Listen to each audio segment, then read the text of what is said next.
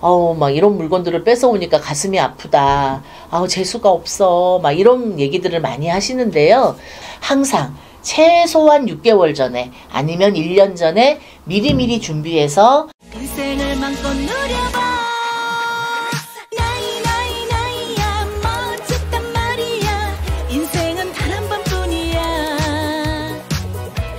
안녕하세요, 복마마입니다. 자, 꽃피는 춘삼월 바깥으로 나가고 싶죠? 요즘에 차를 타고 다녀보니까 꽃이 너무 만발했어요. 벚꽃도 막 예쁘게 피고 밖에 나가는 시간이 너무 좀 즐겁고 행복한 시간들이 되고 있어요. 그래서 요즘 같으면 뭐 임장도 나가시고 모의 입찰도 좀 해보시고 이러면 굉장히 좋을 것 같은데, 이것도 해본 사람들이 하는 거잖아요. 안 해보신 분들은 뭐 임장이 뭔지, 법원에 가서 입찰은 어떻게 하는 건지 막 이런 것도 굉장히 궁금하실 것 같고, 경매 자체가 궁금하고 알고는 싶은데 어디 가서 배우기도 쉽지 않고 이래서 제가 오늘은 경매 봉투 쓰는 방법, 그리고 경매의 절차에 대한 안내를 해드리면 좋겠다라고 생각을 합니다. 잘했죠? 자, 그러면 여러분들 이제 경매라는 거는 어떤 거라고 생각을 하세요? 경매는 말 그대로 집값보다 빚이 더 많은 경우가 경매가 나오는 경우가 훨씬 더 많습니다. 물론 이제 집값보다 빚이 적기도 하고 빚이 없는데도 경매가 나오는 경우도 있기는 하지만 훨씬 흔합니다. 뭐 세금도 밀려 있고 막 이렇게 되다 보니까 결국은 이제 법원에서 이거를 낙찰을 받으면 법적인 하자 없이 정리를 해준다, 이제 이렇게 생각을 하시면 되는데, 경매 물건이 항상 리스크가 있다는 거는 또 여러분들이 알고 계셔야 돼요. 이제 그러다 보니까 권리 분석도 중요하고 공부도 이제 해야 되고 막 이런 절차들이 좀 필요한데, 직장도 다니고 막 이러시는 분들은 공부한다는 게 사실 뭐 말처럼 쉬운 게 아니라서 기본적으로 절차를 좀 안내를 해드리자 그러면 막 이런 물건들을 뺏어오니까 가슴이 아프다. 재수가 없어. 막 이런 얘기들을 많이 하시는데요. 오히려 이 경매라는 게 누군가 낙찰을 받아줌으로 인해서 채권자에게 돈을 빨리 회수할 수 있는 기회를 제공하고요. 그 집주인이나 이 채무자 입장에서는 이 빚을 빨리 갚아야 파산도 할 수 있고 개인회생도 할 수 있고 이 빚이라는 굴레에서 벗어날 수가 있다라는 거죠. 누군가 낙찰을 받아줘야. 그래서 사실은 경매라는 거는 사회적인 어떤 순환에서 굉장히 중요한 역할을 하고 있다라는 거예요. 낙찰 받으시는 분들이 누구 거의 것을 뺏어오는 이런 행위가 아니고 누군가를 도와주는, 여러분들이 마인드를 바꾸셔야 된다는 거죠. 잘못 알고 계시는 분들이 굉장히 많고요. 절대 그렇지 않다는 거죠. 왜냐하면 사람이 잘못된 거지 이 집은 아무 잘못이 없어요. 그쵸? 사람의 상황에 따라서 그게 이제 상황이 안 좋으면 이제 그런 상황들이 만들어지는 건 어쩔 수 없잖아요. 그래서 뭐 그런 얘기 하실 필요가 없다는 거죠. 왜냐? 내가 1억짜리인데 7천만 원에 아니면 반값에 사올 수 있는 건 경매밖에 없거든요. 부동산에서. 자, 그러면 여러분들이 경매를 그래서 많이 배우고 싶어 하고, 그래서 경매가 좋은 줄 알고 다 하시잖아요.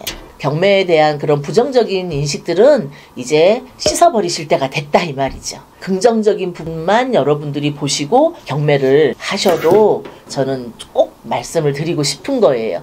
그래서 내 집 장만도 경매로 하고 내 상가도 경매로 낙찰받아서 거기서 장사도 하고, 우리 아이들 결혼할 때 경매로 낙찰받아서 집도 얻어줄 수 있고, 얼마든지 재테크 개념으로서 이 경매가 재산 증식에 도움을 준다는 거를 다시 한번 또 제가 말씀을 드리고 싶고, 자, 그러려면 이제 경매를 이걸 입찰표를 잘 써야 돼요. 법원을 가면 입찰표를 잘 써야 되는데, 전국에 있는 법원들이 한 55개 정도가 이제 전국에 법원이 있거든요. 제주도까지 10시에 시작하는 곳도 있고 10시 30분에 시작하는 곳도 있고. 자, 그러면 이제 법원에 가잖아요. 경매하러 오시는 분들이 꽉 찰 때도 많이 있거든요.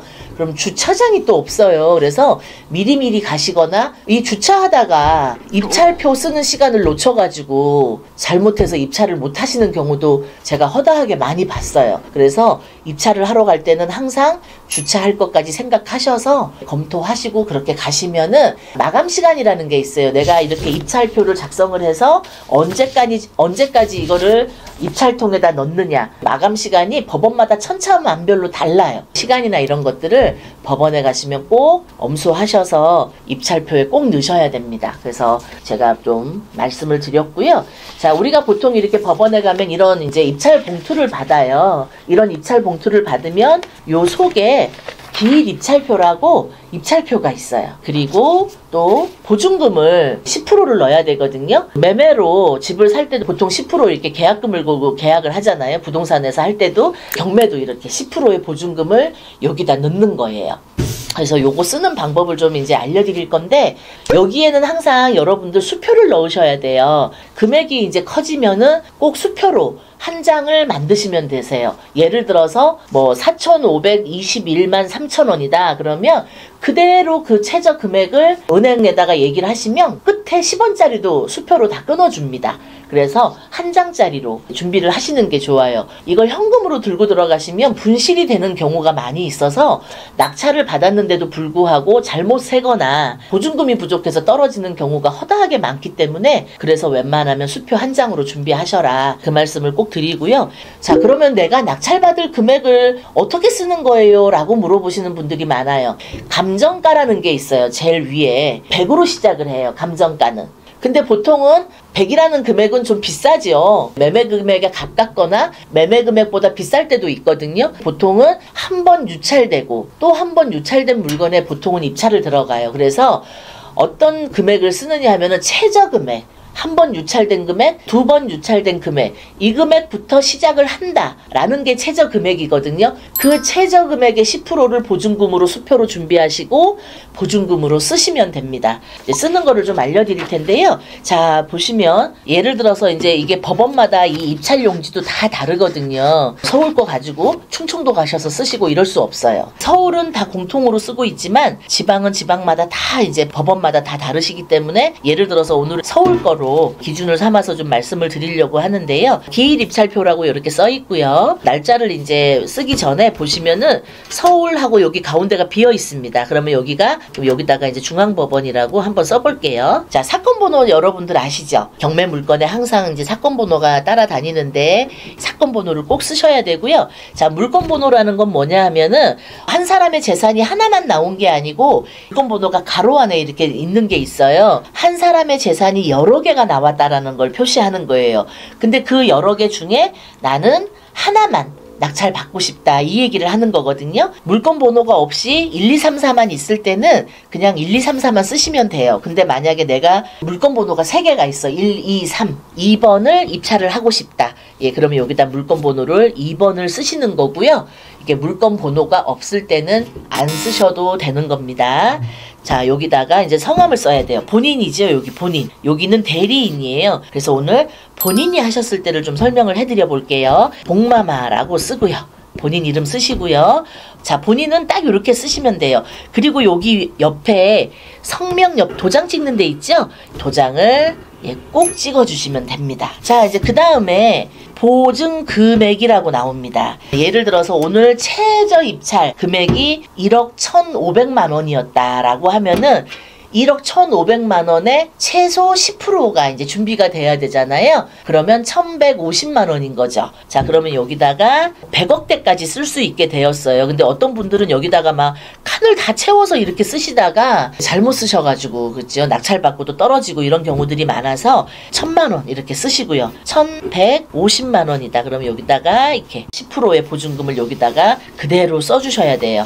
자, 그렇게 한 다음에 보증을 반환받았습니다. 본인 또는 대리인이라고 하는 건데, 이건 만약에 입찰을 했는데 떨어졌을 때 다시 보증금을 그 자리에서 돌려주시거든요. 아예 미리 여기다가 사인을 받아 놓는 거예요. 돌려받을 때를 생각을 해서, 떨어졌을 때 생각해서 꼭 여기다가 도장을 꼭 찍으셔야 돼요. 여기 도장 찍고 여기 도장 찍고. 자, 아까 보증 금액을 어떻게 준비했죠? 예, 아까 이제 자기압 수표로 제가 준비하라고 말씀드렸어요. 그럼 여기다가 체크를 이렇게 해주시면 됩니다. 그러면 1억 1,500만 원에 시작을 하는 물건에 보증금 1,150만 원을 여기다 넣었어요. 입찰 가격이라고 써 있어요. 막 끝에까지 막 다 쓰셔가지고 입찰을 하시는 분들이 많아요. 왜냐면 이게 막상 법원에 가서 이제 이런 입찰표를 막 쓰면은 되게 긴장하게 돼요. 그래서 머리가 하얘져가지고 엉뚱한 실수를 하는 경우가 굉장히 많아서, 최저가 시작하는 금액이 1억 1,500이다. 그러면은 내가 낙찰 받을 금액이 1억 2,359만 9,999원. 예, 이렇게 쓰시는데 항상 억 단위를 미리 써놓으세요. 혹시라도 실수하는 부분을 미리미리 점검하시게 이 1000억, 100억, 10억 있는 데는 여러분들이 예, 체크를 절대 하시면 안 됩니다. 뭐 몇십억짜리 하실 때는 상관없지만 꼭 체크를 하시고 뒤에를 보면은요 이렇게 위임장이라는 게 있어요. 누구 대신 갔을 때 위임장을 쓰는 거예요. 요거에 대해서는 다음 시간에 제가 또 알려드리면 좋을 것 같으니까 지금 요 앞면만 요렇게 충실하게 쓰시고 도장을 딱 찍으시면 됩니다. 이제 여기다가 아까 제가 말씀드렸듯이 수표를 이제 넣는 거죠. 서울중앙지방법원이라고 꼭 쓰시고요. 사건 번호 2023년 자 물건 번호 있으면 쓰라 그랬죠. 제가 2번 없으면 안 쓰셔도 된다고 했어요. 도장을 또 꼭 찍어 주셔야 돼요. 요 뒤에도 보면은 도장을 꼭 찍으라고 돼 있습니다. 자, 본인이 갈 때는 인감도장 아니어도 돼요. 막도장이어도 됩니다. 그래서 도장 꼭꼭 찍어 주시면 되고요. 예, 뚜껑을 닫아 주시고 요 수표를 딱 놓고 이렇게 적어 주시면 돼요. 마마 구독, 좋아요 꼭 눌러주세요. 이제 입찰 봉투를 이제 써야 되거든요. 자, 입찰 봉투를 쓸 때는 자, 여기도 자, 입찰자 본인일 때 제출자라고 써 있거든요. 그 다음에 여기에도 도장을 꼭 찍으셔야 됩니다. 요 뒤에를 보면은 요렇게 써 있어요. 사건 번호를 쓰라고 돼 있습니다. 사건 번호를. 자, 물건 번호 또 써야 된다 그랬죠. 없으면 안 써도 되고 다 2번이라고 또 썼습니다. 근데 여기 보면 담당계라고 있어요. 이게 뭐냐면은 메일옥션 홈페이지에 보면은 물건을 이렇게 검색하시면 오른쪽 위에 상단에 보시면 담당계가 써 있어요. 뭐 10개 아니면 2개, 3개, 담당계가 7개다. 법원에 가시면 민사신청과에 경매를 담당하시는 계장님들이 번호 순서대로 쫙 앉아 계세요. 그래서 담당 계장님의 담당 번호다. 이거를 꼭 안 쓴다고 해서 뭐 떨어지거나 그런 건 아니에요. 그래도 절차라는 게 있으니까 써주시면 좋다라는 거죠. 그래서 처음에 이렇게 쓰시고 이제 이 속에다가 봉투를 넣고 기일 입찰표, 이걸 기일 입찰표라고 하는데 이거를 모르게 쓰셔야 된다는 거죠. 그래서 그 선거할 때 보면은 커튼으로 이렇게 된 게 법원에도 가면 있거든요. 남들 안 보는 데서 모르게 쓰시면 돼요. 아니면 입찰 봉투를 집에다가 좀 비축을 해 놓으셨다가 써갖고 가셔도 당황하지 않고 쓰실 수가 있다.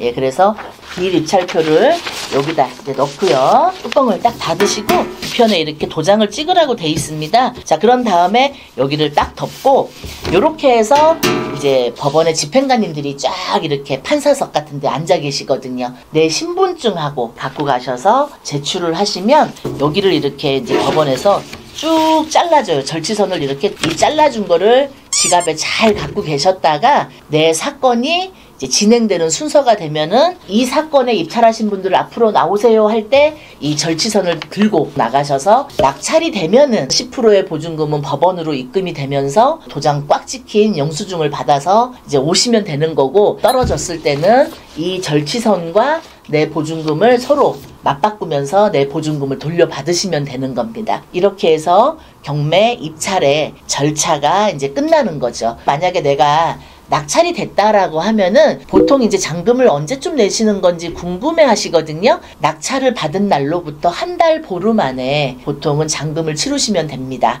자, 잔금을 치르실 때는 60%에서 한 80% 선까지 대출이 되는데요. 대출이 되는 물건도 있고 또 안 되는 물건도 있고 덜 되는 물건도 있고 그렇기 때문에 요즘에 이 대출의 문제는 좀 굉장히 예민해졌어요. 그래서 입찰하기 전에 알아보시고 대출 여부는 실수 없이 입찰을 하셔야지, 무턱대고 낙찰만 받아놓고 잔금 대출은 아무나 그냥 해주는 건 줄 알고 그냥 하시면은 큰 낭패를 당하는 경우가 있어서 결국은 10%의 보증금을 떼이는 그런 일들이 있기 때문에 이 부분을 여러분이 꼭 신경을 쓰셔서 진행을 하시면 되겠습니다. 그래서 경매의 절차는 이렇게 등기를 잔금 치르면서 같이 하게 되거든요. 내 이름으로 이제 딱 등기부가 이제 바뀌었잖아요.